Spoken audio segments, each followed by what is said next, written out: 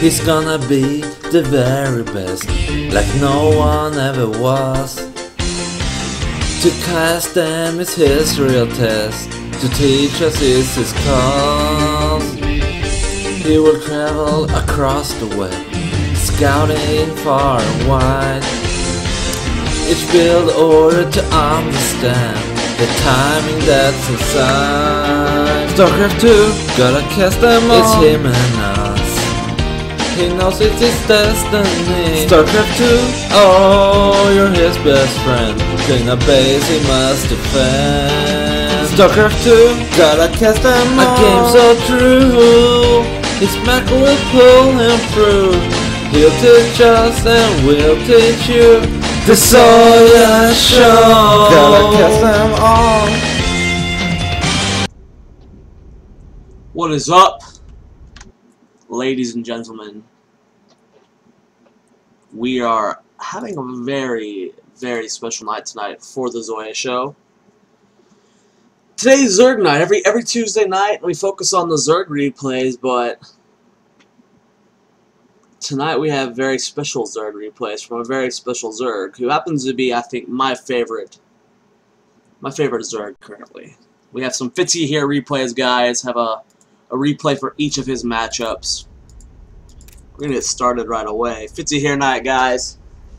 Going to be fantastic. I'm excited. Is he online? He is online. Oh man, he's online. Oh man, he's online.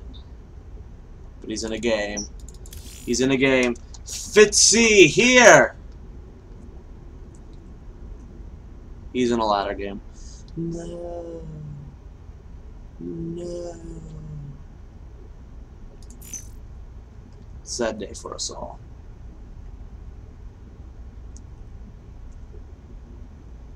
We're gonna get started right away then. So we're gonna load into the ZBT, guys. You might be streaming. Why don't you go check Google's? Why don't you go check?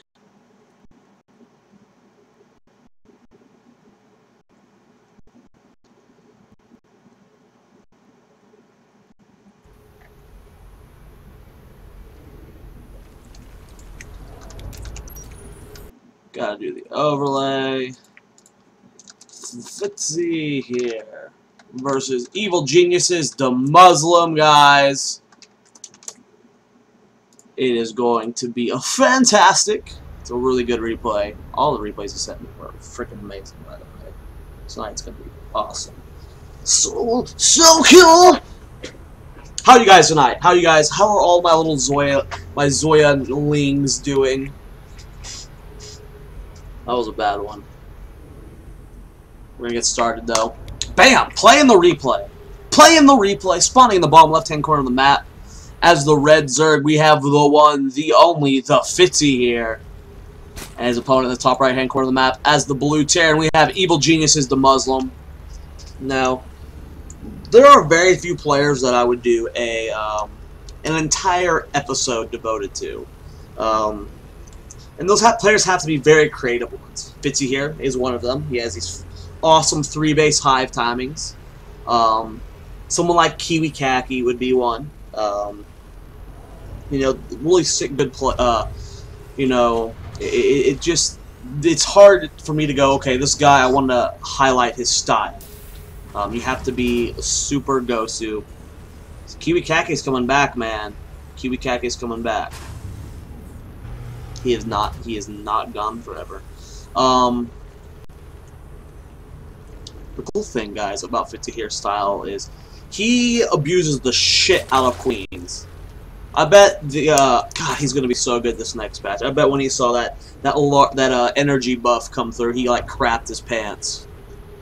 The range buff is just as good though. 5 range on those queens. I can't wait till we get to the ZVP. That one's a sick good replay. But we're gonna go ×2 right off the bat. Nothing crazy happens in the beginning of DVT. We're gonna go hatch first here. 15 hatch, guys, pretty standard. FITZYHERE may have a creative style, but his opening, man, is as standard gets. This hatchery on 15, spawning pool on the way as well. Going to be fun as Potato. They are not keeping the energy buff. No, they changed it to the range. 3 to 5 range on the ground attack, which is still good for FITZYHERE style, because he will have 8 queens in his army. They'll be transfusing and attacking. They're not just used for energy. FITZYHERE neglecting that gas so far. Very key to note with this style. He does not necessarily need the gas. He wants to get out those extra queens. We're going to watch his opener. We're going to see, does he go for the 3 queen style or the 4 queen style? We want to keep in mind this building spy crawl on the high ground to get that here in time. So he's going for the 4. He's currently on 3 queens. Will he go for the 4th queen? He's got 3 queens so far. Yep. So FITZYHERE opening with the 4 queen style. I like this style a lot. We're gonna take a moment to discuss this kind of style. So with the Queen 5 range buff coming up, there are 2 ways to look at it. I personally see it as all Zergs should be opening with the 4 queen style. Not only do you get the extra range, times 2, which makes Queens super good. Marines have 5 range, guys. Hellions have 5 range. Reapers have 5 range. So which makes that really good. So I just feel that, from my perspective, I would feel that it would make more Zergs probably want to go the 5 queen style, just because you get the super extra creep spread. It's a very powerful style, but Kibbles pointed out to me he saw the other side of this actually, where it'll make more more Zergs want to do the 3 queen style, where as instead of getting that extra queen, I mean they only feel the need to get that 3rd queen because of the 5 range buff. They don't need that 4th queen. So we can actually go both ways. I'm actually interested to see how many Zergs are going to keep staying the 4 queen style, how many are going to switch over and whatnot.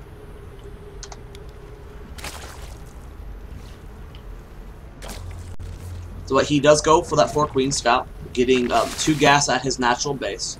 Probably just to do a little metagame thing if his opponent scans the main base anytime soon. He'll be like, oh hey, you don't have gas on your main, you must be cheesing me. Look at that income tab. FITZYHERE has been almost building pure drones at this point. We look at that units tab. He's got 2 lings on the map, 4 queens, and 33 drones. So one of his larvas was used on lings. Now Hellions are here. Overload position looking pretty spot.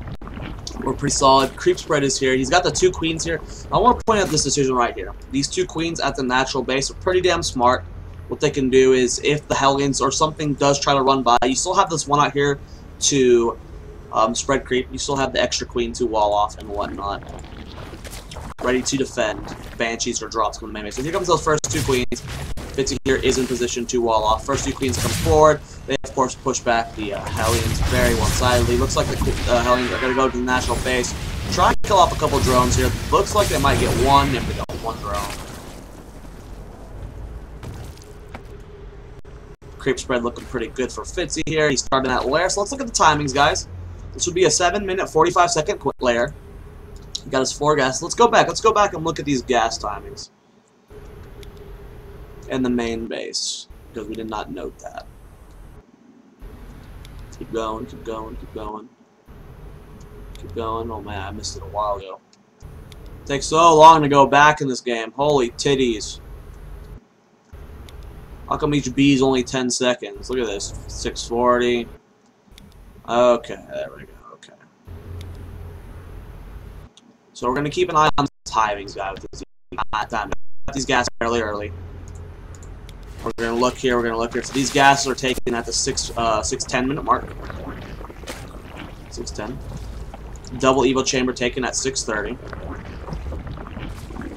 Once you get those Ling upgrades, keep in mind, guys, that whenever you get the Broodlords out, which are just the key part of FITZYHERE's build, you want the melee upgrades. You want the melee upgrades for those Brood things. So Hellions come forward. He starts +1/+1 right away.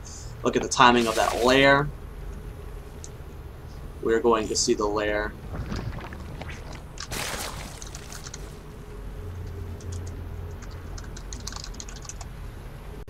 Okay, lair was started at 6 or 7:30. Okay, okay. Inject's going down. No 3rd base just yet. So he's taking his 3rd base at what's going to be the 8.5 minute mark. Okay, everything looking pretty damn solid. Creep spread looking good as well. Utilizing these 4 queens. How many queens is he up to right now? 4 queens. The cool thing about these queens is they'll be building up energy. So whenever he does need them in the late game, that's going to be good. The infestation pit Infestation at 845 mark. Everything looking good. And FITZYHERE's base. And then here comes those Banshees. First two Banshees on the map. They do have Cloak. He does have the Spore Collars. He does have the Lair. Or he does have the Evil Chambers. He does have the Lair. So he will only lose a handful of drones. The best way to handle this situation when they're being harassed by Banshees is to build drones through them. Don't freak out and build like 10, infestors for no reason. Throw in a Hydra Den. Don't need to do that. Don't throw on a Spire. Just hold them off with your Queens. This is also a benefit of having those 4 Queens. Try and fix the audio of it. I'm not getting any drop frames.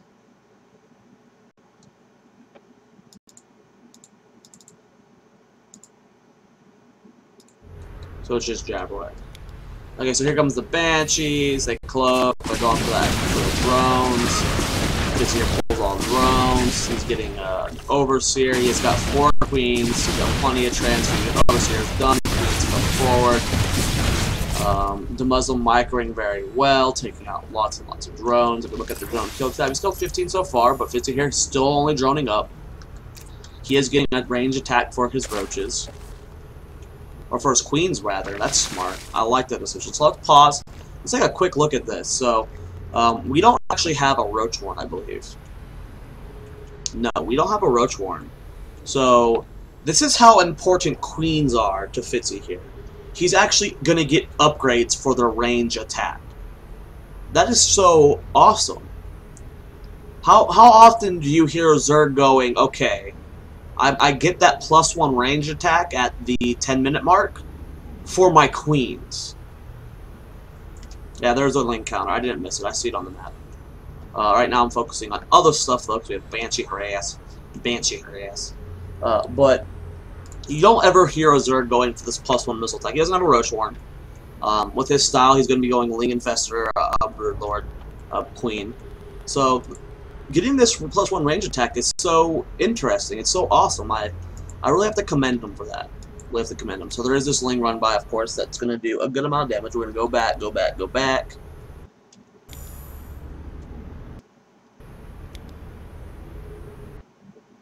Okay, so here comes that Ling run by. Now, the part of the point of this game, guys, or the point of this build, that the weakness of this build that FITZYHERE or the Muslim is doing is that you're very vulnerable to an attack like this. You invested into the Hellions and then into the Cloak Banshees, so you're not really gonna have much, to defend with. All of your units have been for harassing. He's starting to transition to mech, going double armory. Unfortunately, though, his supply depot is down, so we're gonna see these Lings do a nice little counterattack here. Getting a shot on the bunker, killing it off. SCV is being pulled. They're gonna try and combat these Lings. The Hellions do fall, though. He does wall off. Very, very nice play there by the Muslim. Walling off that base. Now we have to continue going for supply depots. Killing off one units. Close to the Muslim off. And with this many Hellions showing up, I mean, he is going back. FITZYHERE gets a full scout. So let's look at back in FITZYHERE's base. We have FITZYHERE going for that Hive Tech. We have a Spire being thrown on as well, so he's transitioning for that Broodlord. Look at that unit step, still only on those 4 Queens, so he's not started making Queens just yet. +2 Carapace about to finish for the ground units. His 12's +1 missile attack halfway done. Pathogen Glands finishing up. Fitzy just messaged me.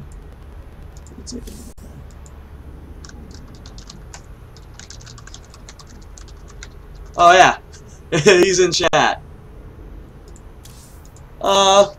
I don't know if I need help with you explaining, but I would like you to join me in Skype if you would like to do that.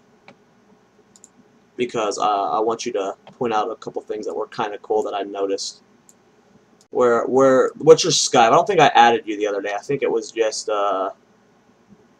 it was whoever else casting with it. Do I have you on Skype? I don't think so.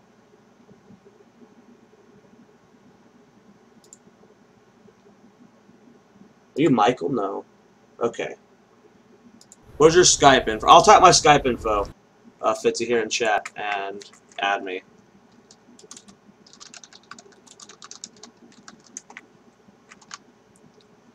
Add me on Skype, FITZYHERE! Do it! Do it to it, babe.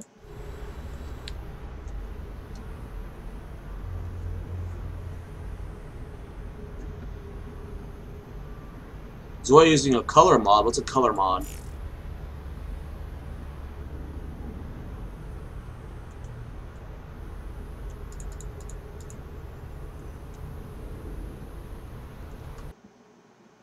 What's a color mod? Fanfia.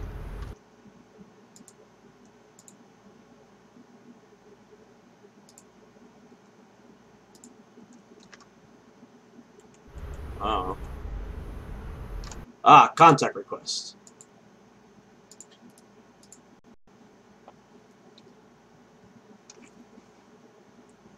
Giving FITZYHERE.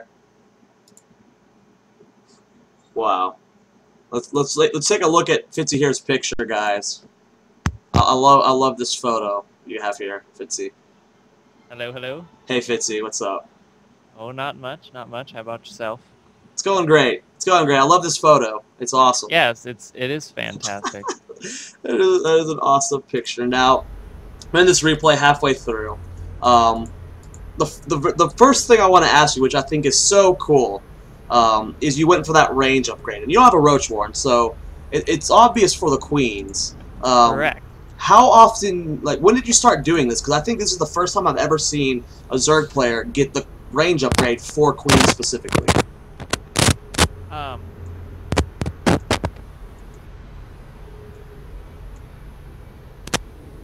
I think your mic is being devoured right now. We can't hear you. Can you hear me? It's like popping and whatnot, making loud, scary noises. About now. Still doing it.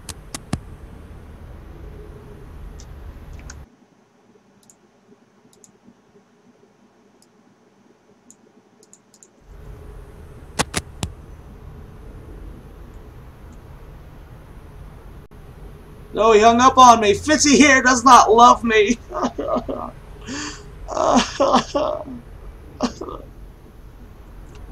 Oh, he messaged me on Skype though. KK, he said sick. We're gonna wait for FITZYHERE, guys.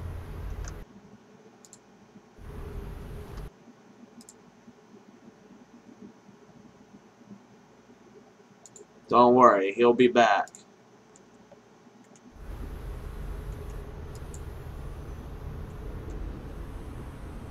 Look over here, there's Lings over here at the third base. No planetary fortress means that it's going to kill stuff.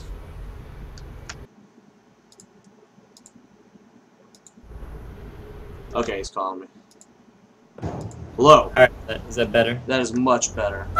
Alright. So, yes, where are we at in this replay? Hold on. I am at 11:30. But yeah. Just gonna on the stream, but okay, right, be off the screen, whichever one. Now, like I said, I've never seen a Zerg use range upgrade for Queen specifically. When did you start doing that? Well, it actually started when I think like mid-January-ish, I would say. I don't remember exact time, but it was my ZVP had a lot of Queen-based strategy, and I found out that during mech play, you can go Broodlords, and obviously they're going to try to counter with the Vikings. And the Queens, you need the anti-air attack, so that's why I got it. Because the melee doesn't help as much. So. Do you ever go triple Evo chamber, or is it just usually the double? I don't, because I go straight for Broodlords and I need all the gas on the game. Right. So. Yeah, when I saw that, I was like, because I reviewed the replays last night, and when I noticed that you were doing that, I was like, wow. You're so cool, FITZYHERE. You're so cool. We're gonna keep playing though. Now you always have these very fast hive timings. 12-minute marks, like 11-minute marks. It's pretty ridiculous. When you go up against the style the Muslims go in, there's always this vulnerability where they have the harassment potential with the Hellions and the Banshees, but there's always that timing where they won't be able to apply pressure because they spend so much time teching. Is this like the kind of situation you like so much, like the most about going against Terran when they do this kind of style? Because it depends on how much damage you're taking in it. Because if you really claim to do too much, then I have to remake my drones, and then he has that chance to come kill me. But I mean, as you see, I just made 12 drones. Right now. Even though Right now you're up to 6 queens. When do you open the 4 queen? Do you do that in every matchup, the 4 queen build? Because a lot of Zergs. I only open it in ZBT really, just for the big spread. But when I go against mech, I keep making it to defend against the Hellion and the Banshees. Right. And also against like even a Hellion tank push, you can move spines out and transfuse the spines to defend against it. Because they're not going to have the fast DPS to kill the queens with the marines. So the queens are really good. Because you just keep transfusing them. They don't die. When do you usually start adding on more? Okay, right now, so I see the 14-minute mark, you're building 3 more queens. You're going to be on 9 soon. Is there a certain timing you go, okay, I need to build more queens? Or what do you see when you're like, okay, I want to start adding on more queens? And what's the number you normally stop at? It varies depending on how much of what they're getting, if that makes sense. But, like, if they're going a lot of Hellions, which the Muslim's been getting, you know, a lot of Hellions, and I know he's going to start switching into Vikings. But, essentially, I try to, like, how you would know, you know, you'd make, like, half Zerglings and half some other unit to spend all of your gas. I pretty much put all my minerals into Queens and the rest into Broodlords and Infestors. So, that's all of my minerals and stuff. I usually stop at, like, versus mech, I stop at about, what, 25-ish, probably. But once again, it depends on how many Vikings and whatnot. 25 queens? Yep. It may be about 20. See, I never actually check. I just have a lot of queens. You just have a shitload of queens. That's your play. You know, right now you're currently up to 8, it looks like. Let's look at the unit stat. We're up to 9. Right now you're not really leaving any... Okay, now you're starting to leave before you're running around. With the larva injection. So it look like there's a timing there when you're just waiting for the greater spider finish that you just kind of said, okay, I'm going to put all my queens on the map, not really worrying about injects. Well, and the cool part about this build, since you're making Broodlords, Queens, Infestors, and you're not making Lings, you're not making Roaches, you literally stop injecting. That is awesome. You don't have to inject. And that's one of the main points as to why this is so strong, is because I don't have to look back and inject. I literally just watch my army, spread creep. Watch my army, spread creep. That is awesome. So, and you'll see, like, that's why, like, an engagement comes and I'm ready for it. You know, when I start to remax, I literally hit Q, Q, Q, Q, Q, and, you know, I have, if you've got, what, 1, 2, 3, 4, 5 hatches, you know, and you have 1 inject sitting there, we'll say, because I'm trying to I haven't remaxed or whatever. Yeah. Then, you know, how much larva is that? I've got 7 of each or whatnot. And, you know, 7 times 5, 35, that's... but, yeah, 7 times 5, 35, good math. Yeah, good math. So, you're not going to be making 35 Broodlords. Yeah. You know, and you're not going to be making 35 Infestors at one time. So... Is there ever a point where you go, okay, I'm going to throw on more hatches just so I can build queens faster? Or you just have the hatcheries that are at bases? I do not, because, I mean, I usually have, you know, my macro hatch, which I don't know if I got in this game. I don't think so. I don't know. Because Demuzin took the really fast third. That's right. He took it like 7 minutes or something. So I just took my third instead of macro hatch, and I saw that he was going next, so I didn't drop it. But definitely, oh, sorry, go ahead. What do you, what is it with this build that is the biggest problem? Because right now you seem pretty unstoppable. I mean, would any form of timing push before you get the Broodlords out, like any form of 3-base all-in, like be able to break you right now? Because right now all you have is Queen and Infestor. You do have a handful of Broodlords now, but if they were to hit before those Broodlords, I mean, what would you do if you saw a push coming out when you only had Infestor Queen? Well, I can stall the push. Well, okay, I can pretty much target fungal the Hellions. And once I get rid of those Masslings, just finishes them. Okay. You're going double Nidus for my analysis, so cool. Do you always go double Nidus in ZVT, or is it just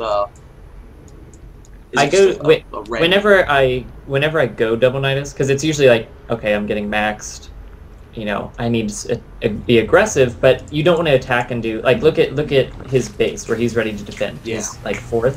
He's ready. He's got the, you know, the couple planetaries, the turrets. He's ready to defend that.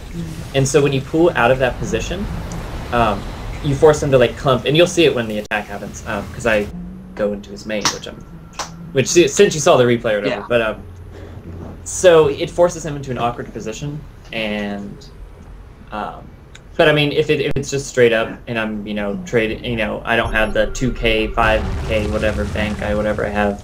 I don't have any point to do it. But once I get maxed, you know, I'm like, okay, I need to start applying pressure. that's when I started doing it. I love this little double Nidus play where you put it one outside the base, one in the base to try and transfer over. And it's so creative. How did you come about thinking that I just don't see anyone else doing this? So it must have been something like, when was the first time you did it? Where you're just like, yeah, let's give this a shot. I remember being very frustrated trying to do Hydra elevator, if that makes sense. Like, you know, 2 base, Hydra, Nidus, blah, blah, blah. And I was always frustrated that you couldn't pull it off. Because you couldn't elevator up because they kill whatever stalkers or whatnot. But I found out that, you know, I don't like the Overlord drop because when you try to drop with the Overlord, you have this moment of vulnerability where the Vikings can come up and just kill all of your Broodlords. But if your queens are sitting outside the Nidus the entire time waiting to transfuse, and you know your infestors are there to make sure they can't come too far, you don't lose any Broodlords. And the second you pop over, you're ready to transfuse. So I don't know. I don't know when exactly I tried it. It was just, oh, I don't like trying to drop. So and the one Nidus is too slow because, you know, they just see you pop. They hear the one pop and they scout around and like, oh, there's his attack, and they move everything and it's too late. But yeah. So you're currently at 92 drones. Is that usually the number you stop at, or? I usually have a lot less than that, to be honest. Okay. I usually sit at like 60 versus mech. Okay, I was curious about that because that's a lot of drones. Yeah, I usually sit at about 60 versus mech, and yeah, but I mean, he's sitting on 4 bases. Yeah. I mean, I could sack drones at time, or you know, build spines and spores and stuff. And I think that's why I usually, or why I have so much is I usually at a certain point, because I mean I have what 5k or whatever, I'll just start dropping spines and spores to deny drops. But how important are upgrades of this build? Because I see you have 3 melee attack, 3 range attack, and then 3 air carapace. Is it the biggest priority for you? The air carapace is the biggest thing you need to get right when you get to hive tech, because since the idea is to transfuse, right? Right. You want to keep them alive. You don't care about the air attack. It's, you know, to essentially you essentially want to remove the siege lines, but at any rate, the Thor shots, when they get rushed to +3, the Thor shots do a lot of damage. But you know, it's only 9 times 4 or whatever it is, I can't remember. But when you get that 1 armor upgrade, it cuts back, since it's, you know, times 4. Like that's a you know, you're cutting 4 shots down every Thor shot. So and once they get +3, they can't get any more attacks. So the faster you get the carapace, the easier it is to beat them. Because they can't get any more powerful. This is such a interesting, like, this is so fun to watch because the problem with Queen Infested Broodlord is obviously its mobility. It's very slow. Some would say slower than the next style, and just this elevator style while you're doing counterattacks with your wings is really powerful. Now we see that the Muslims was trying to go Ravens rather. With the Seeker missile. Is that a good response to this style? Because I would picture myself going up against it and like having a lot of trouble. Essentially, what you have... Okay, here's the ideal counter. Let's say you started going mech, so you don't have all the barracks. But you have to get Ghost to be able to EMP, because otherwise the energy... Yeah. Because that's obviously the core of the build. But if you look over at the units lost tab, I'm sure... It's a little one-sided. Yeah, you've lost 12,000. He's lost 17.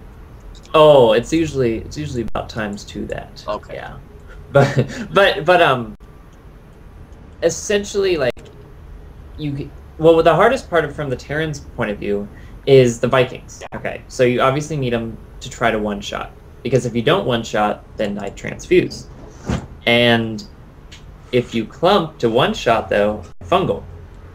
So you have to like split in an arc and then try to one-shot, and it's really hard to pull off.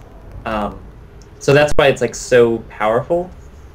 But if you get the ghosts in there, well, even if you do, I still have, you know, the Broodlords with the 9.5 range to shoot at them.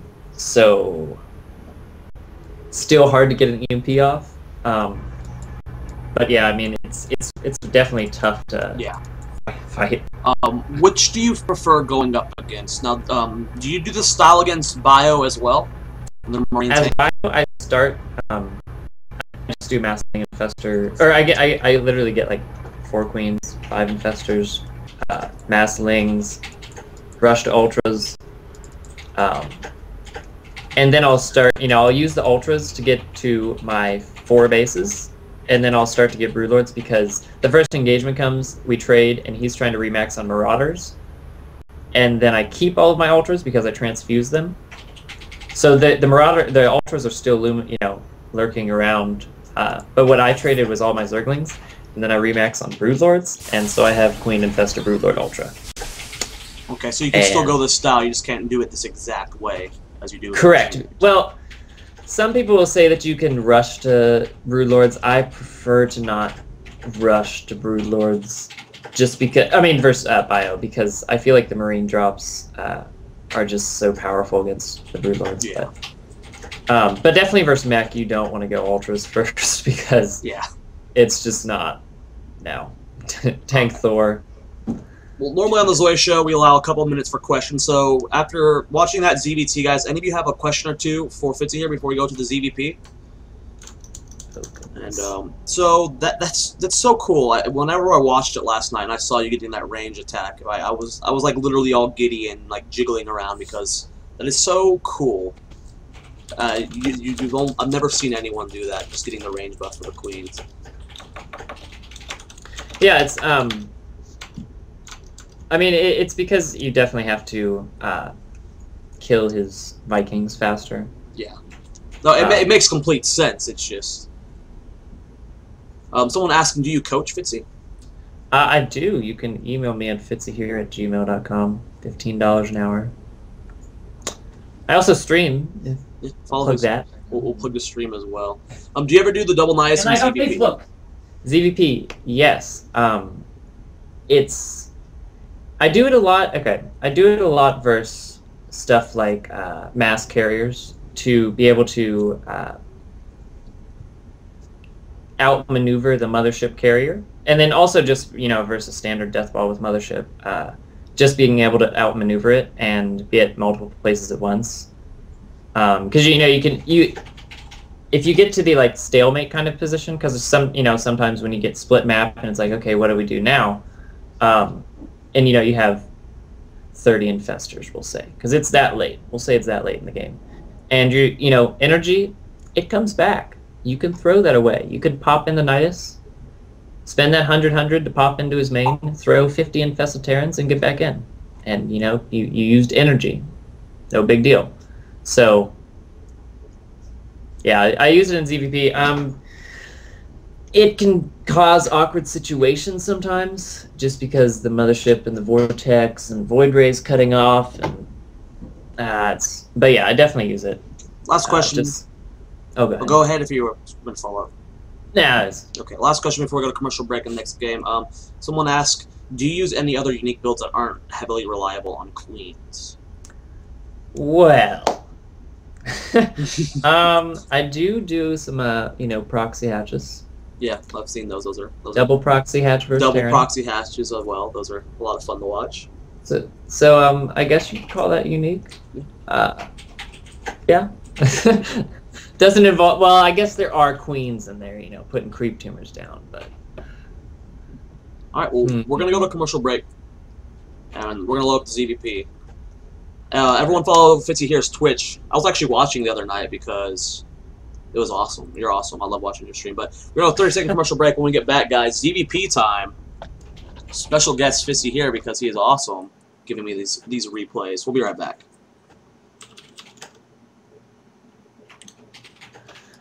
Ooh, ZVP. Can't remember this one.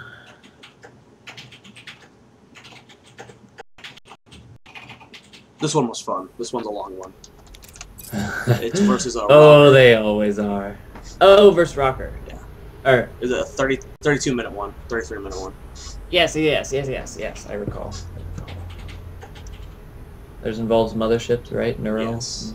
Yes. Now, do you have a lot of fun doing these builds? Like, Oh, it's. I could see myself, like, if I was to be this good with Zerg, I would have a blast doing this. Oh yeah, Okay. It's a lot of fun because especially because like people think you're trolling them, but I'm not because it's a legitimate strategy. Like and you know, first they'll see it and they're like, oh, it's mass queens, ha, and then they're just like, oh my god, it's mass queens. Nothing dies. Yeah. Oh. Alright, well, we're going to get started, guys. Welcome back from the commercial break. This is the Zoia show, episode like 9 or 10 or something. Zerg night, of course. FITZYHERE night, specifically. We're going to get started. Spawning in the bottom left-hand corner here, we have the red Zerg FITZYHERE, and his opponent in the top right-hand corner has the blue Protoss. We have VVV Rocker. Now, your PVZ, or your ZVP rather, is a little bit different than your ZVT. From what I've seen of it, you use spine crawler walls a lot. Correct. And that's just to buy time, essentially. Yes.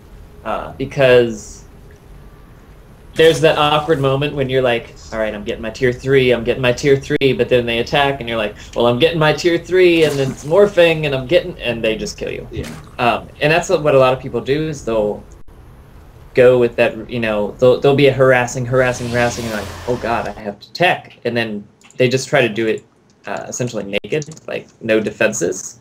And I mean, if you imagine like a Protoss trying to, you know, go 2-base Colossus with no cannons, like, they're gonna die. So that's how it kind of is. I don't know, but yeah, I definitely use it, and especially to make, and you know, once I started using the push and whatnot, is to force, when they engage, they're going all in. Or not going all in, but like they're going for the engagement. There's no like, yeah, I'm gonna come in, snipe 3 broodlords, get out. When they blink in, you know, there's 20 spines there. You better be ready to, you know, go for it. So it makes it so they don't just, you know, willy-nilly blink in, blink out at any time. Okay, well, you're looking like you're opening pretty standard for a ZVP. Getting the fast 3 hatches, going gasless, and just pretty standard. Do you prefer to defend with roaches for the most part? Or do you just I actually definitely I get you. I mean, against 4-gate zealot, you like have to have roaches. It's just because they can just, you know, sit there and throw minerals away at you, and you're like, ah, and, you know, you have to. It's not worth it larva-wise to make that many zerglings. The roaches just essentially can shoo it at 4-gate zealot away easily. Are you in a tornado right now?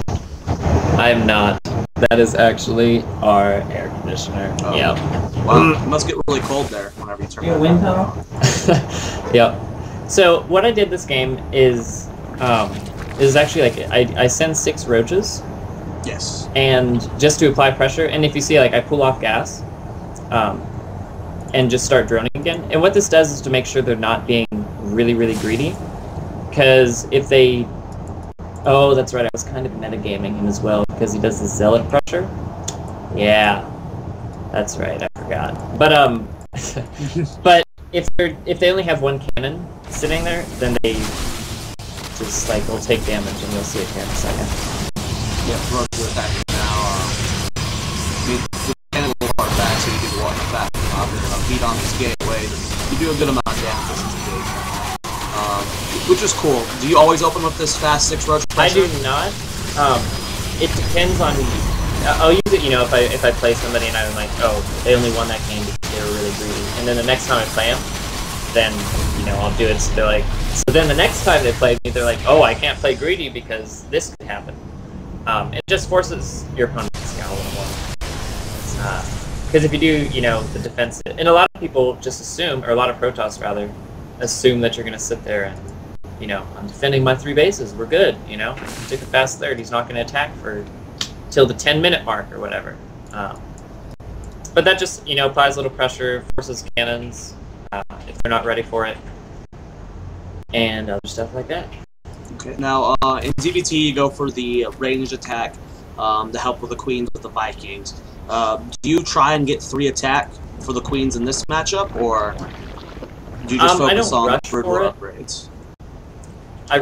Once again, I rush for the carapace upgrades, but I'm pretty sure I get 1/1 melee characters. I'm not actually Evo sure. Chamber is wrapping up now. And you're getting carapace and not building anything else yet because you're gas starved. You don't want to go just yet, but I don't remember better. I mean, it depends on what I see. Like, actually, I'll probably go range because we went Void Ray, but I'm not sure. And once I see the Void Ray, I know he's probably going to try to take third, or no, he's actually trying to take pressure. Well, you are spreading the creep at the third base with the Overlord. Correct. And I see the probe there. So I instantly, if you see the production tab, I had like plenty of drones on the way, because I know that he wasn't intending on doing a 2-base all-in, essentially. Like, he was like, oh, I'm going to go take my third crap. So, like, he didn't stop at, 44 probes. Because you're not going to take a third with only having 44 probe count or whatever. So that allows me to know that I don't have to do, just spam units. Well, let's play the scenario game. Right now you're getting that melee attack. If you figured he was doing a 2-base all-in, would you have gotten the +1 range attack, or would you have stuck with the melee attack? I probably would have gotten ranged since the Void Rays are on the way. But just because, Queens, you have to be able to do enough damage. But yeah, because you can spam roaches and kill the Colossus easier. And the Lings will just melt and, whatnot. Speaking of Colossus, So, yeah, now with this build, you can attack with the Queens on the Colossus. I know the Queen's priority is the transfusion, but how often are you actually using the Queens to focus fire down the Colossus? I don't actually focus fire, because if I just A-move, they go for them. Right.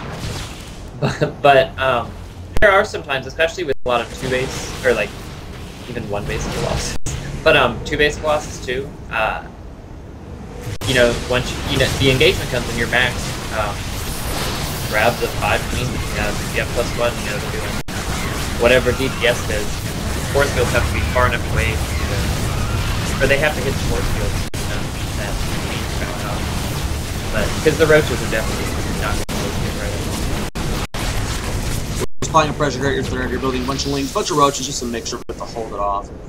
You do have that 1/1 outfetch for the Lings.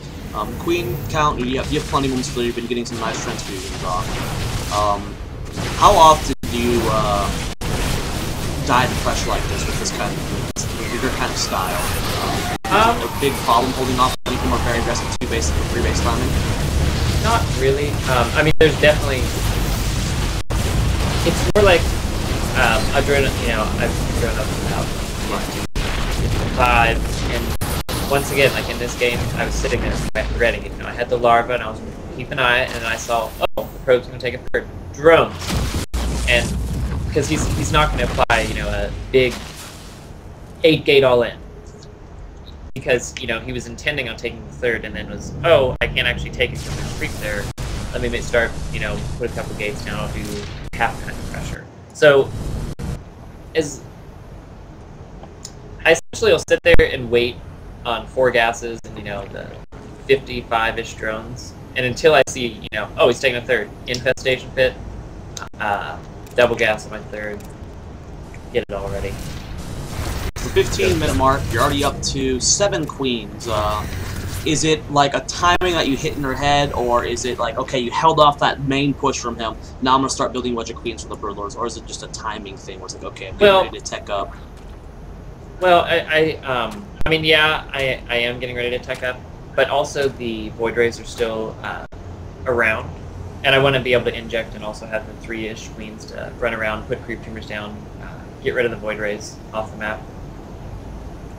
And so, because if you just have the 4 Queens to inject and you're trying to get away the Void Rays, you just miss injects. No, this is a rather late hive for you. It's the 16-minute mark. You were under a lot of pressure there, so that is understandable. You got 2-2 on the way. Now here comes the Spine Crawlers. They're wanting to defend the middle of that map. This is a kind of an awkward map, I want to say, for this build. Correct me if I'm wrong, but there's so many different ways to come from, so many different chokes. Is this a difficult map for you to do ZVP with this style? I mean, you're throwing down a lot of spines right now, and you have a lot of different angles you have to defend from. Is it just wanting to defend this one fourth base, or? Well, I don't really care about the top fourth, to be honest. Right. I use it for gas, and then if they kill it, they probably lost 10 zealots to kill it. So trading a 300 mineral hatch for 10 zealots. But anyways, so yeah, I'm just essentially trying to defend this one spot because even if they move up to my fourth, I can counterattack their fourth, and they'll trade, or when they go up to my fifth rather, or whatever. They'll trade my fifth for their fourth. So we're even. Looks like that situation is going to go on right now. He's coming up to the top of the map, on the base. You're moving across the map for a counterattack. What would you have done? Like, okay, this is what he's actually doing. He's going down, he's screaming down that third base. So it looks like you are coming from. You got him against the middle of the map. So I guess, okay, well, that answered my question from you. Going back, going down. We got good promo girl, I mean, FITZYHERE going down. We got queen count. You're up to 9 queens. Greater Spire just now started, and you're holding it off with unupgraded roaches for the most part. Well, he had. I mean, I do have 2/2. So the they don't die as easily. Right. So, I mean, the 4 extra damage that would have had, it's not that huge. Right. So, like percentage comparatively or whatever, because you do whatever 16, 18, 20, and I mean it doesn't really help that much, especially if it's just like I knew he took a fourth. Did I? Did. So I knew it wasn't like an all-in build, so it was easier to hold or whatnot. But I mean, the spines helped out a little bit there.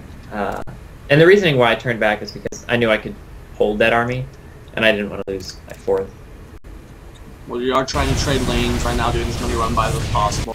Currently, you're only up to 8 queens. Earlier you said you'd like to get 20 in ZVT. What is is it the same for ZVP, or do you like to have a lower queen count in this matchup? Well, once again, it depends on what they're going, because if they're getting 3 Stargates, pumping out Void Rays, because a lot of Protoss will either go Mass Stalker and go the Archon route with the 1 mothership, or they'll go, the Mass Void Rays with Colossus, Stalker, and it really just depends on what they're going, of how many I get.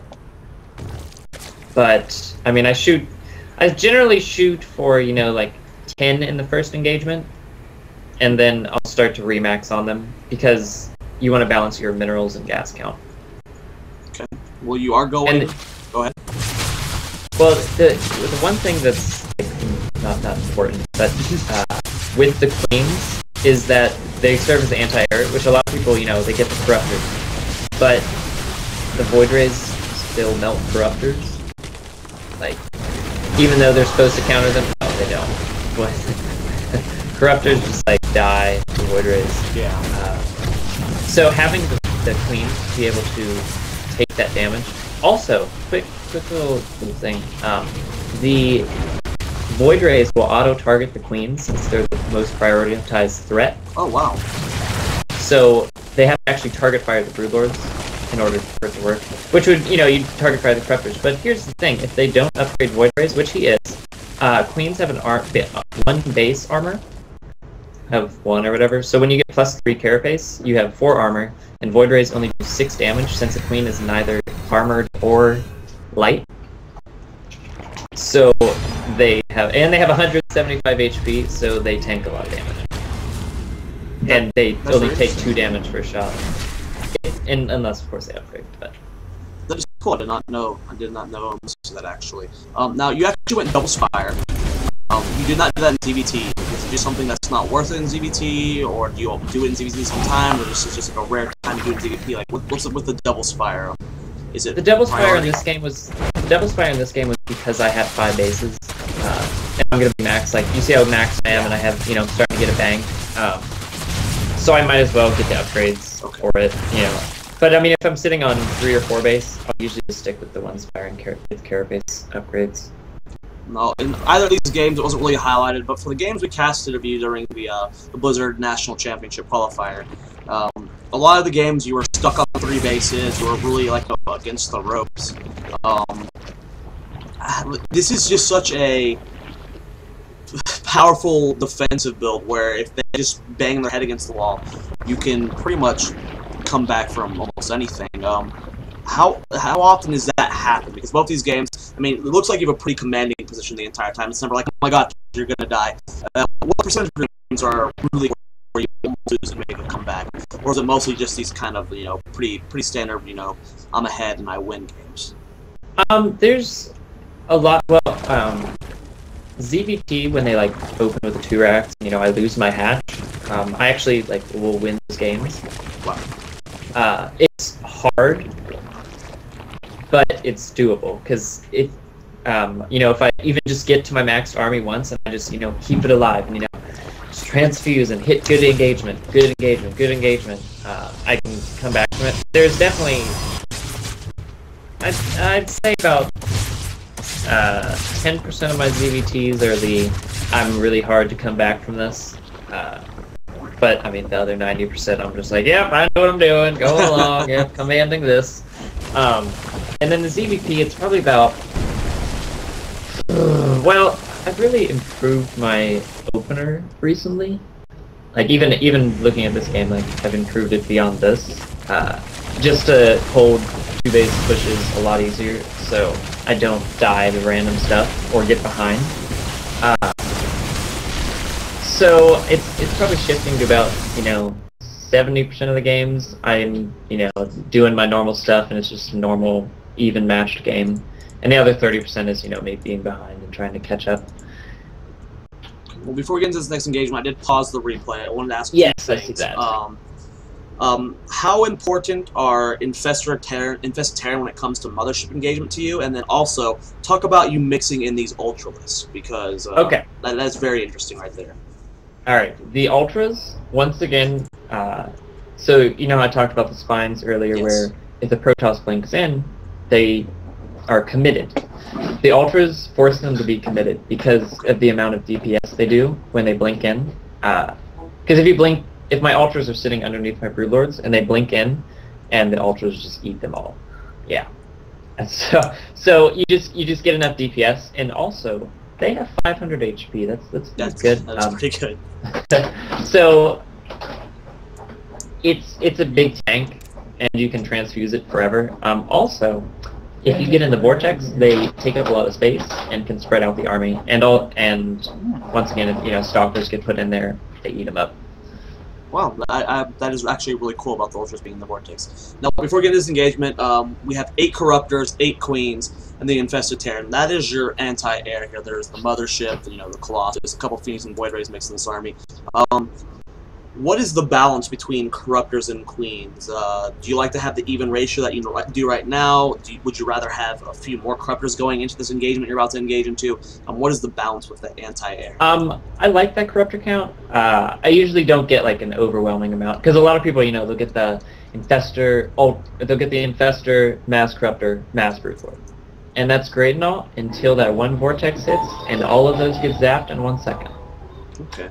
So that's why I mix in the queen. Or obviously I have the queens, but that's why I mix in the ultras, and I don't go overboard on the air, because if you go too much air, there's that point where that one mothership just kills your entire army in 1 second.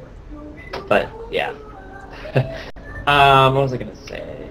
Knurling the mothership. Yes. Is a big part of this whole tango, we'll say, or whatnot. You want to try to, it's always good to attack or defend and not attack them. So what you can do is I'm going to attack into you, back up, try to get the mothership to go for the broodlords, because sometimes they'll get eager and get knurled, and then you just use 2 vortexes and kill their army. Okay. If you get control of a mothership before we start this engagement, we see a lot of Zergs now actually killing off that mothership before your own dies, or do you like to use it and then kill it after you lose the Neural? I actually I don't focus it down during the fight, because I mean, I know I can neural it again. What I'll do is I'll neural it, vortex, or use all the energy, and then just send it towards my main, or like send it beyond my army so it can't escape. But I don't because I want to be able. I don't want it to be beyond their army, but I don't want to focus it down because it has about 800 total HP. Is that correct? Yeah. So that's 800 damage that I could be killing their army during that time. Right. Because I know the mothership, if I beat the isn't going to escape. It's not going to. So you can kill it later. So that's how I feel about it. Because once the vortex is gone, it's not a threat. Okay. Alright, we're going to go into the engagement right now. You do have the overseers. You're trying to get that neural engage parasite. You do grab the mothership. Oh no, you missed it. You just get a vortex on the army. You do back off. The spine callers are doing good at forcing them not to engage into you just yet. This is a kind of interesting situation because you're actually even on base with Protoss, and most of them just go, that's good. Infested Terran going in there. I like that. You're using a little Infested Terran thing to avoid as much splash damage as possible underneath. More Infested Terran going down. You have plenty of energy on these Infestors. Now, we're going to pause real quick. You do neural the mothership. How much do you actually spend on fungling, or how much do you spend on Infested Terran? Because right now you have a lot of energy. So currently sitting on 12 Infestors in this army. Do you just go overboard on the Infestors, or do you save it for fungal if you have to run away? Depending... I mean, obviously you can't fungal for, obviously you can fungal for his entire army, but you're only going to get 3 fungals off, and then chain it again. But, I mean, I try to throw a lot of Infested Terran. But once again, it depends on the Stalker count, because if they're spread out, you want to be able to fungal their entire army. So, but yeah, overboard on the Infested Terrans. Use it all. You're currently pretty much crushed that army. You're remaxed at the 127. And now you're moving across the map. You're rebuilding Ultralisk. I mean, your Broodlord count is actually pretty good still. It's up to 10 supply right now. You have to move slowly across the map. You're actually spine color pushing at the same time, just to make sure when you take the middle of the map. Is that what that's for? That, and then just if he wants to try to have an engagement, I can run beyond it. I can run away. But I'm just making sure he can't just flank me from something, or also running Stalkers is really annoying right now, because they're like, oh my god, I have to remax, and they're trying to, warp in Stalkers and harass a lot of times. Or they'll warp in 20 Zealots and send them into your main. Alright, so right now you're actually down to 45 drones. You've just been adding on more and more spine cars, haven't been redroning. Why is that? Well, I just destroyed the first army, and essentially, if you look at the army value tab, which I mean right now he's not maxed, so whatever, but I mean I know he's not going to be able to kill my army essentially, so I don't have to worry about remaxing. And also, after I lose an engagement, I'll usually just hit SD and remake all my drones. And then just go through the process again of building the spines, building the ultras, build it all back up. Because there's no point in sitting there and having, 12k if I'm not going to be able to, there's no point in having that sitting in my bank if I'm not going to be remaxing. Because if I don't lose the army, then I don't have to make another one. Very, very true. You actually lost a lot of queens that engagement. You're down to 5 on the map. All 5 are with your army. And you're actually rebuilding Ultralisk and not queens. Now you're not maxing. When you did hit remax, you were building only Ultras. Why did you decide not to rebuild queens at this point? Just kill you people? He wasn't going the Void Ray tech. Or he wasn't going a lot of Void Rays, so I didn't need the anti-air really. And I have the Infestor count now that any amount of Void Rays is useless. So, I mean, I didn't... And also the mobility of them. It's just... Another thing is the energy build-up time. It'll take, another 3 minutes to build up full energy. So it's not really worth it for the... since I'm trying to kill him. I'm pushing, I'm gonna end the game, I don't care. I'm just gonna finish you down. So that's kind of what I guess was going through my head there.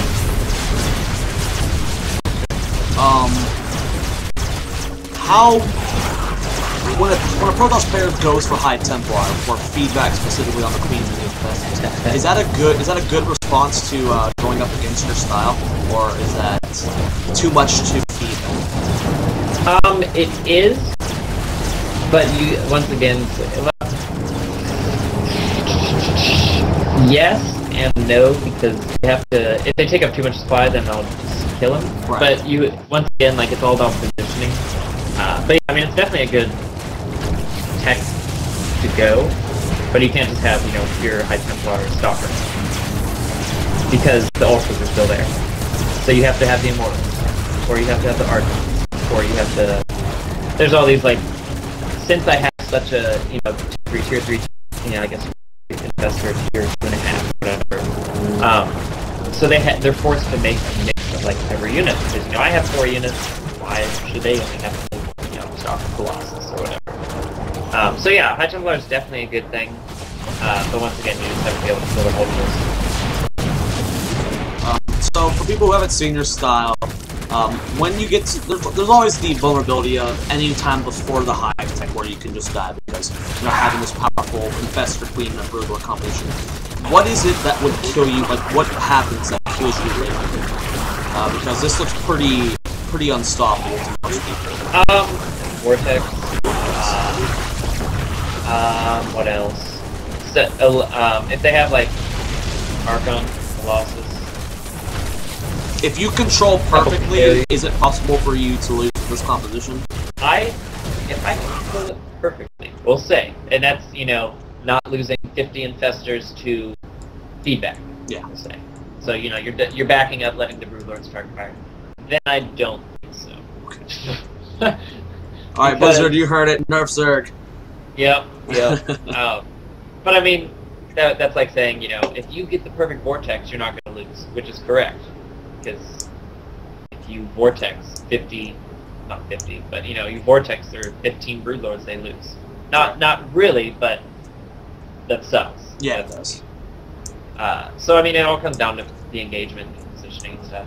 When you make it to the where you have your Broodlord count, you have the Queen count, and you're positioned on 4 bases, what is your win rate from that point? Do you have a number that you could toss us once you make it to that, you know, that secured 4-base style where you have everything you want?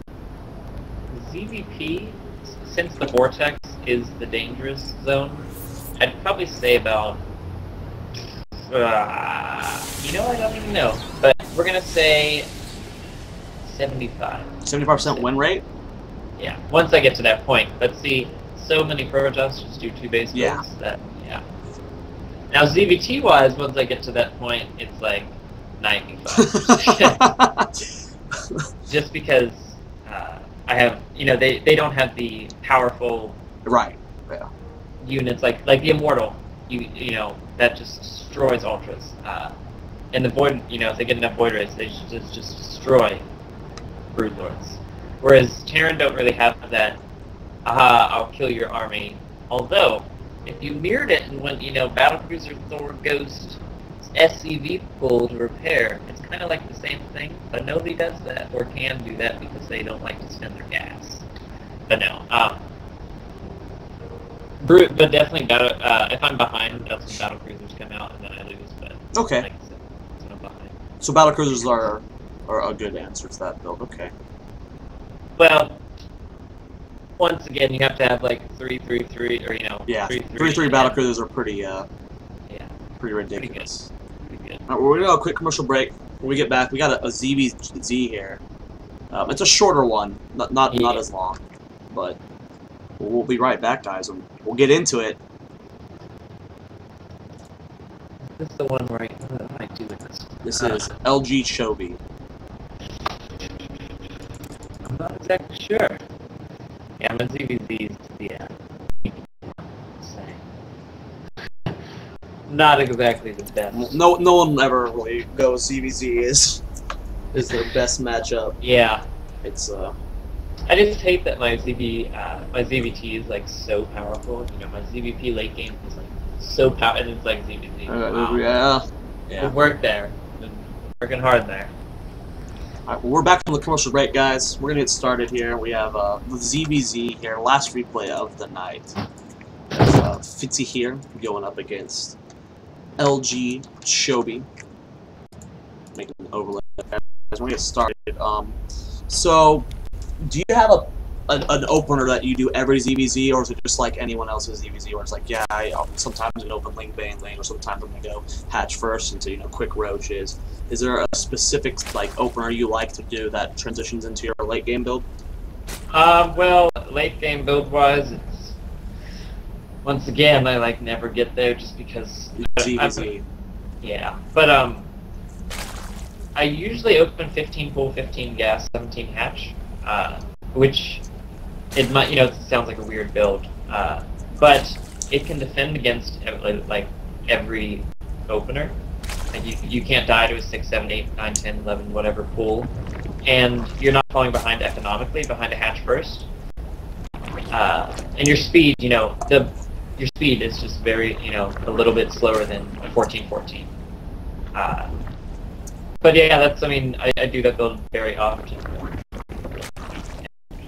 But mid-game-wise, it depends on what I'm scouting. If I see, oh, he's going to go a lot of Lings, and I'll drop a Bane Nest. If he goes for more Roach Heavy, then, I might mirror Roaches, I might go a lot of Lings. It all depends. There's no specific composition that I could go for. Okay. So you struggle with ZVZ. Everyone does it. It's a difficult matchup.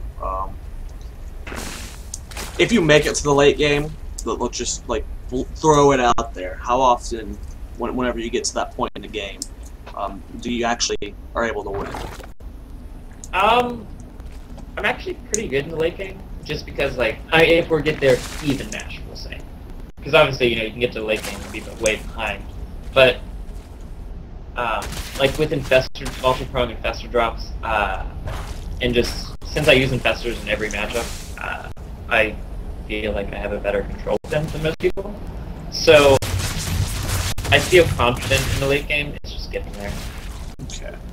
Yeah. But I don't have a specific thing. I like sticking on Roach, Infestor, Hydra for a while because Rulords are great, but let's be honest, they don't do as well as you can because you just make 10 corruptors and kill them. He is attacking you with a lot of Lings right now. Picks up one of your queens. Always a painful situation to be in as a Zoia player. He's putting up lots of your drones right now.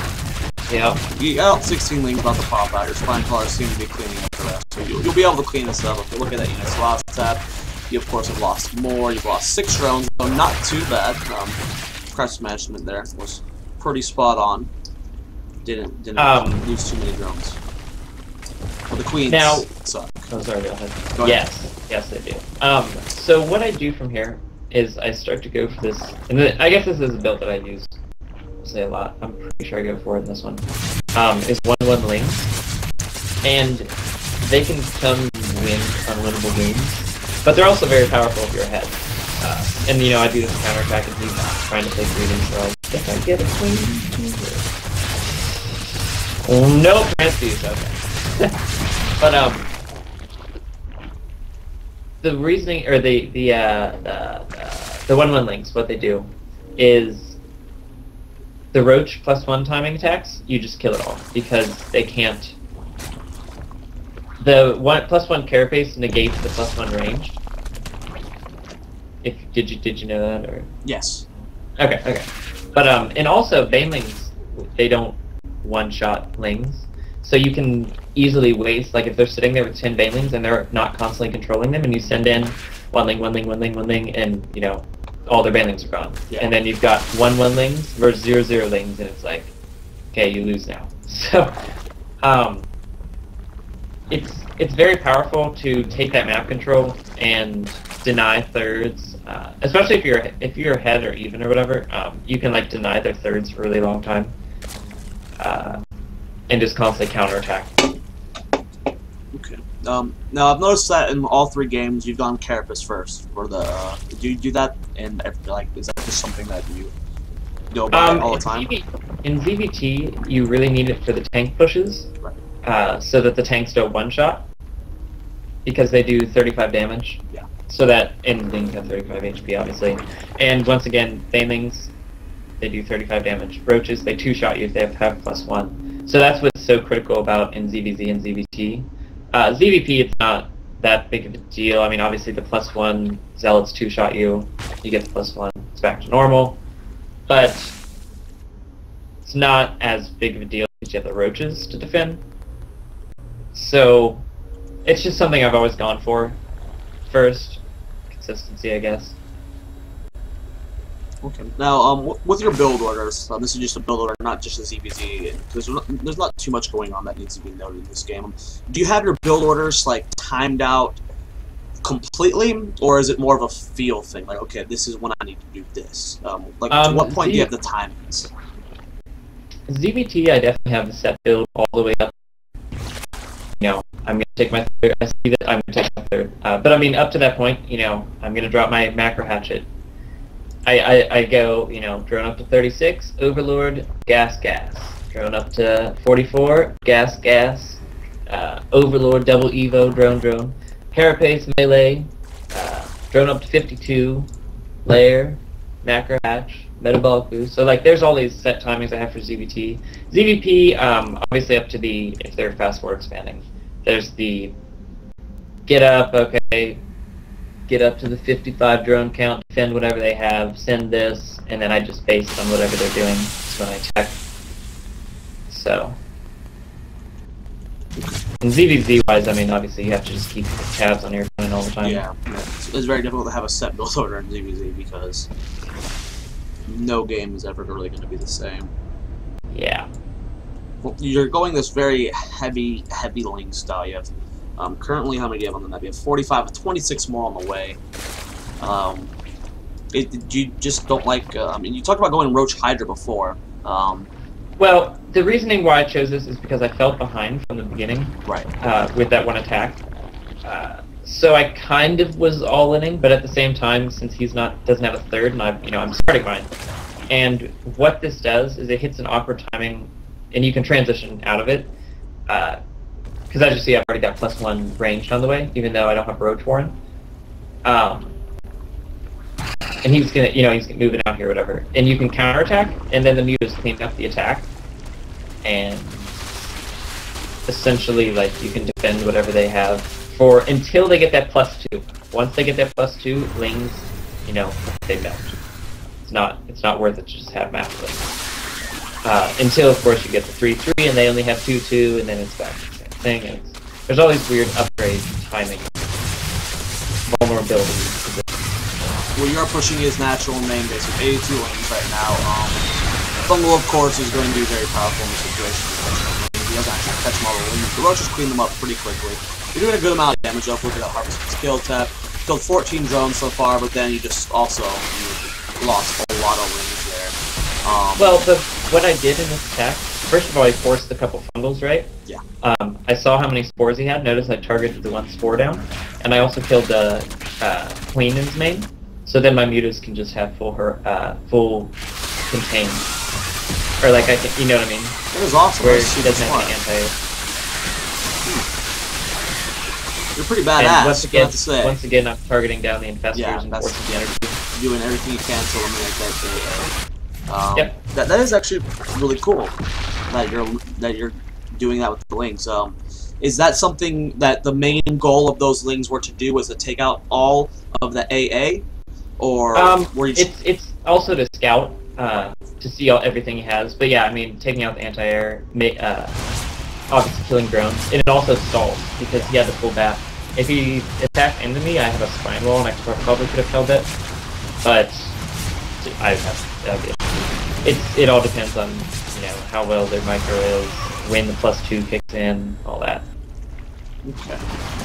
Now like you said, you have the spine wall here. Now, with the Lings, without having the mutas, that feels engaged with full energy on his infestors.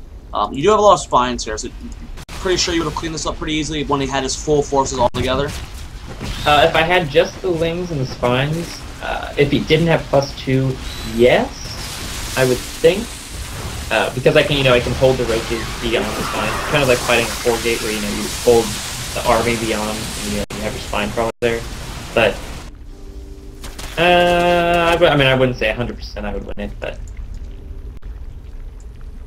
okay. Now with this style, if you were to go for Broodlords, would you go the Broodlord Queen style that you see in your ZVT and ZVP, or is this actually, you know, a possibility with this kind of build, with this kind of opener, that you actually see Broodlords if the game was to drag on?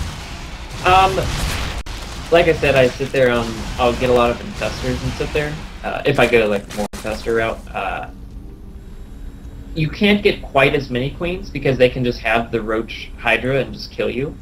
But you know, if you have the 3-5 queens with full energy, and it's, you know, the corruptors are coming in shooting, oh, I just transfused that, you just saved a Broodlord. So just having the few queens is helpful, but yeah, I mean, you definitely don't have to. I don't go overboard with it. I don't, you know, make 20 queens or whatever. So because they just don't do the DPS, especially since corruptors have, you know, 5 armor when they have +3 or whatever ridiculous amount it is. Okay. Are you? Because I mean, ZVZ is a difficult matchup. Are you experimenting right now with newer builds? Have you been trying to figure out anything at all? Are you on the working on something that might work? And like, how's just your thought process with ZVZ right now? In ZVZ right now, I have been trying the faster third, because that's something I've always struggled with. Is I'm like, oh, my opponent's taking a third. I guess I'll take it now. I've never been the commanding, I'm going to take a third, you have to follow suit or attack. Yeah. So I'm definitely trying that out. It's just the awkward, oh, I droned my third and you came for a Roach all-in off 3 base. Or, oh, I went for Infestors and you went for a Roach all-in off 3 base. And it's really hard to know when they're going for that, you know, I'm going to drone or I'm going to just use it for a little extra larva. So there's that awkward moment at the third, but I've definitely been trying to go just get +1 carapace and use the Roach Ling to defend against any attack, because it stops any +1 timing and you can use your Lings to defend against the Roaches. And if they go for +1 Roaches and you have +1 carapace Roaches, you know, they only have 1 up advantage or whatever. Since you're going to be taking 1 less and they're doing 2 more, if that makes sense or whatever. Yeah. But so it's not that big of a deal if they go for this +1 timing, and you don't die to 1/1 Lings. Obviously, you don't want 2-shot them because you don't have +1 ranged. But it's a very defensive expansion, say, or like getting the third. Okay.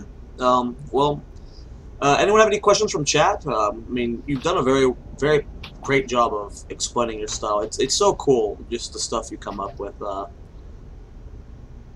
I want to see more of the double Nidus play. So if you actually have more replays of that, I wouldn't mind doing another FITZYHERE night next week. That's the most interesting part I found tonight, was the double Nidus worm. Well, and it really, it's really good versus mech, because yeah, they get that. I've got, you know, I've got my siege tank spread. You know, I've got one here, here, here. You know, they've got the turrets. They've got, you know, fighting this choke. But then, you know, to take the other, you know, you force into their main, into their production, because when they're maxed, you know, that's great. They're gonna go with the engagement. They're gonna start making more units. But if you kill their production, then they can't even remax. So, yeah. I mean, you win 1 engagement and it's over because you just killed their production. A question from chat. Wise Man asks, what's the one build from Terrans that you hate playing against the most? 2 racks. 2 racks. 2 racks. And transition into what? Is it I mean, the all-in version that gets you the most, or? Yeah. I mean, if I don't lose my natural, then they do an all-in, and I can't scout it because they killed my first Overlord.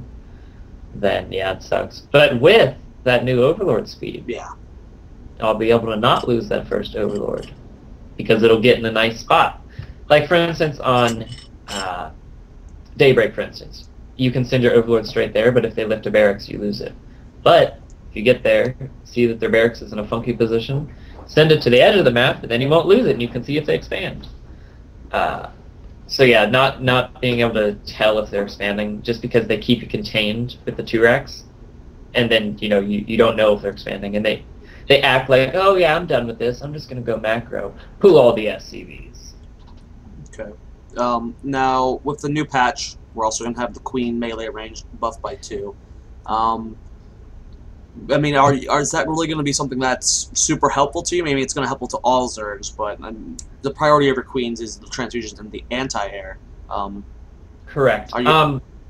Since I used them very early on as well, against, like, especially in my ZVT, yeah. I'll be more inclined to, like, oh, he's going 2 racks, let me add extra queens, because I can micro against them.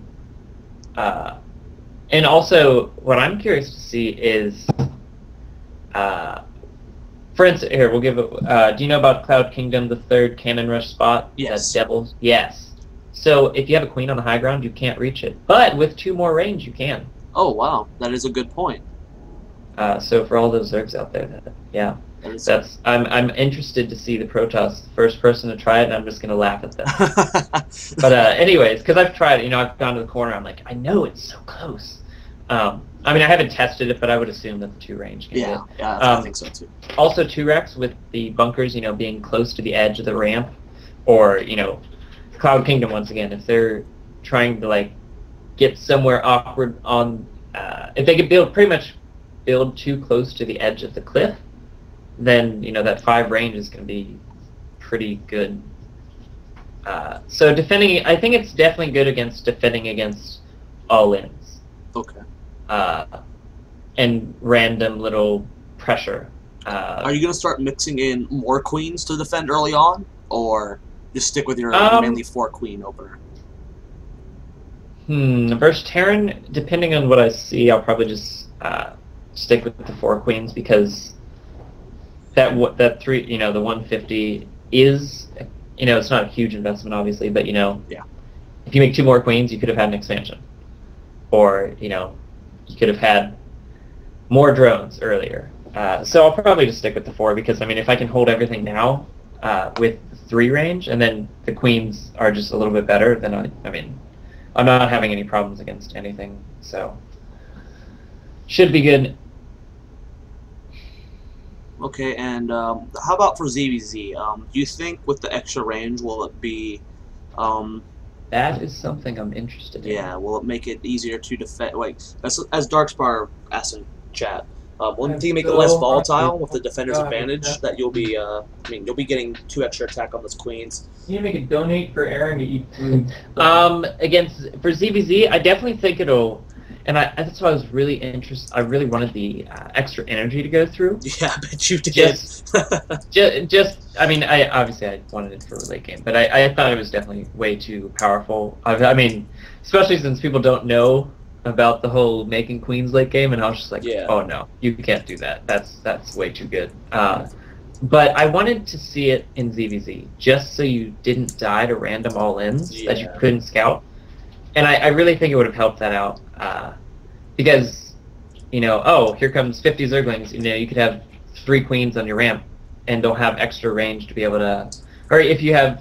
Because what I do versus, let's say, 1 base Zerg, is I'll sit there and instead of making, a Baneling Nest, I'll just mass queens. Because if I defend my main, then I'm ahead, because they're sitting on 13 and I'm sitting on 20 drones. But being able to, like, have that 3 queens stacked up on the ramp and all of them being able to attack. Yeah. And I really wanted to see stuff like that, or being able to put an Evo wall up and stand behind it. Yeah, the range is huge. Have you played around with it yet? I have not. Is it? I didn't think it was on the Antigua map yet. I believe it is. The range is ridiculous. I mean, I know. They haven't edited the animation. So it looks really silly, but 5 range queens are awesome. Yeah. It is crazy to see. I mean, they have the same range as Hellions, Marines, Reapers. Mm-hmm. I definitely think against like Reaper or yes, Reapers obviously, but Hellions running in to your base. When they run the 4 Hellions in, and those are so annoying because they can just shoot the drones, run. Shoot the drones, run. If you're able to, just get that extra range and corner them, it's going to be a lot easier to shoo that away. Yeah. And what else?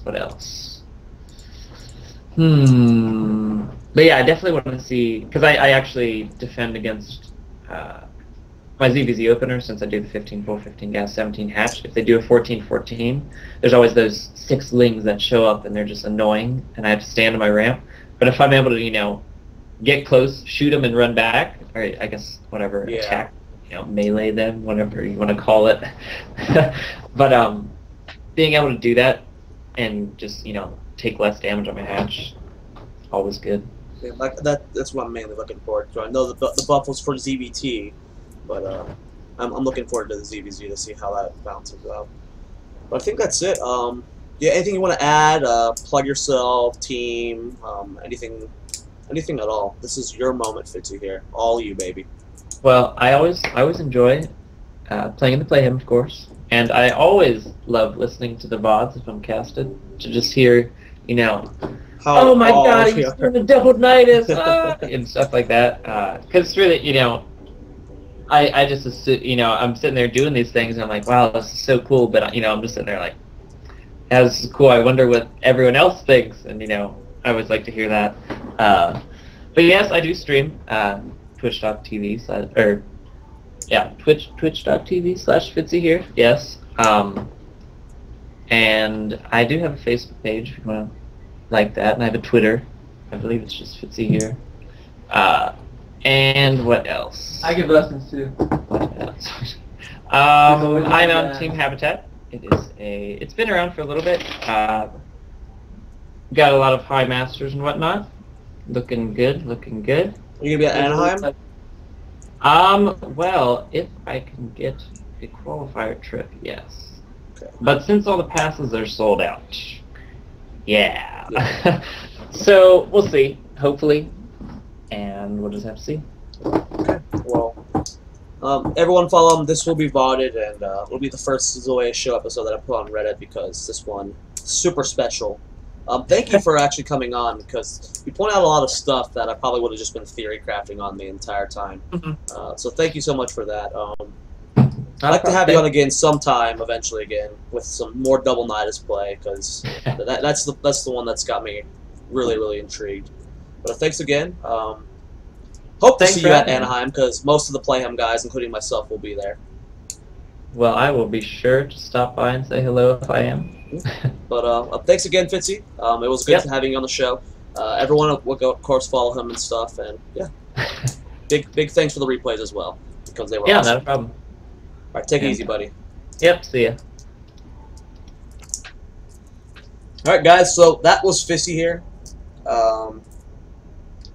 Hopefully, I do get to see him in Anaheim, because that was awesome. Those replays were awesome. Everyone, of course, will be follow his stream, his Twitter. Guy's awesome.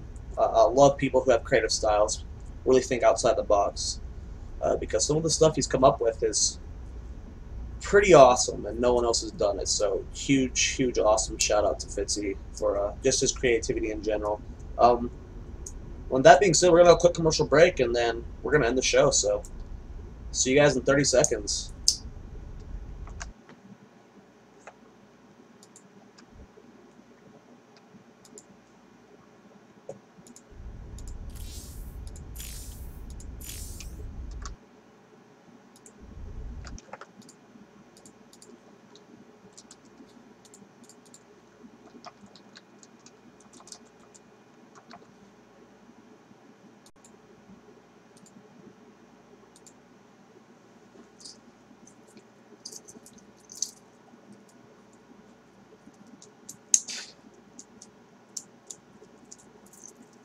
Alright, welcome back on the commercial break, guys. Friday, a couple announcements. Tomorrow, of course, is going to be Protoss night, so make sure you guys tune into that episode. Thursday night, we're actually going to do a fan tournament. The bracket will be made that night, so if you want to compete in that, winner gets a high five from me. Virtually, of course. It's going to be a lot of fun, though, casting you noobs play. Friday, I'm doing something very fun on my personal stream. I'll be doing a 24-hour stream marathon where the entire time I'll be casting fan replays, teaching from a teaching perspective. So Friday, tune into my stream then. It's twitch.tv/StarcraftSquad. I'll just be, the entire time will be either spent on doing fan games with you guys, or will be me casting a fan FFA or something crazy like that. And the rest of it will be just focused almost completely on your guys' replays. So I'm not taking submissions just yet. Probably gonna make a post on Team Liquid or Reddit either tomorrow or the next day. But it's gonna be a lot of fun then. 24 hours straight. You guys getting free tips and whatnot. So please tune into that. That's gonna be awesome. I think that's it. No fan game slot, guys. I'm actually really tired. I have to do a coaching lesson right now. But yeah, that's it for today's episode of the Zoia Show. Big shout out to Fitzy here. Thank you for the submission. Hopefully we'll get a Fitzy here episode again sometime soon because I just love players that think outside the box. But that's going to be it, guys. Thank you for watching. This has been the Zoia Show, episode 9, I believe. But with that being said, you guys have a great night. And outro cue now.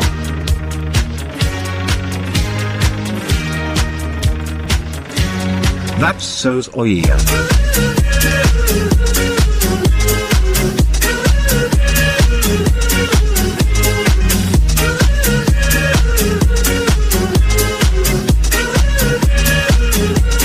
That's so Zoia.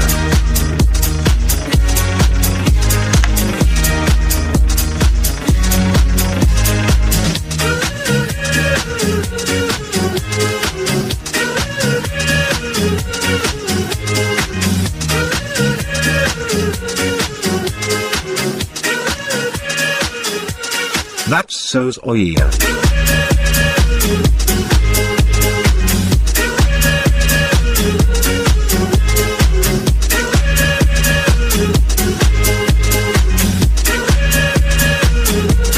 That's so Zoia.